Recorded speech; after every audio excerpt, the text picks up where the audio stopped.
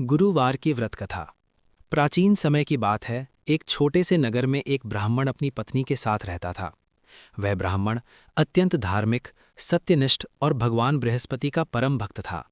वह प्रत्येक गुरुवार को विधि पूर्वक व्रत रखता, भगवान बृहस्पति की पूजा करता, पीले वस्त्र धारण करता और जरूरतमंदों को दान देता था। उसकी भक्ति देखकर लोग उसकी प्रशंसा करते थे, लेकिन उसकी पत्नी का स्वभाव बिल्कुल विपरीत था। ब्राह्मण की पत्नी बहुत ही कंजूस और नास्तिक प्रवृत्ति की थी। उसे पूजा पाठ, व्रत उपवास या दान पुण्य में बिल्कुल विश्वास नहीं था। वह हमेशा अपने पति से कहती, तुम हर गुरुवार को घर का अनाज और धन दान में दे देते हो, इससे हमारा घर कैसे चलेगा। लेकिन ब्राह्मण उसे समझाता कि भगवान बृहस्पति की कृपा से ही सब कुछ मिलता है और दान देने से कभी कमी नहीं होती। एक दिन ब्राह्मण को किसी जरूरी कार्य से दूसरे नगर जाना पड़ा।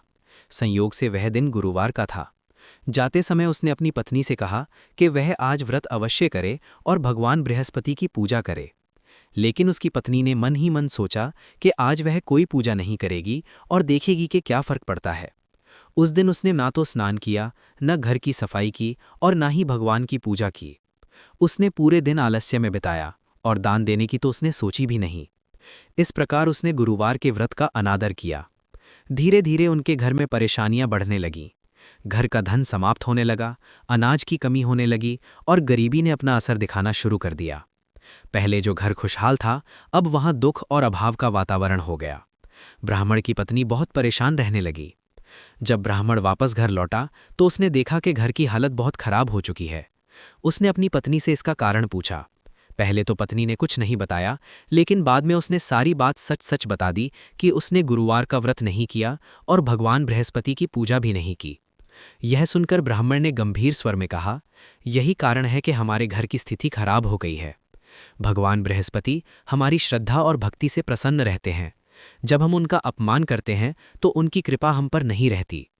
यह सुनकर ब्राह्मण की पत्नी को अपनी गलती का एहसास हुआ। उसे बहुत पश्चाताप हुआ और उसने निश्चय किया कि अब वह पूरी श्रद्धा और नियम से भगवान बृहस्पति का व्रत करेगी। अगले ही गुरुवार से उसने व्रत रखना शुरू किया।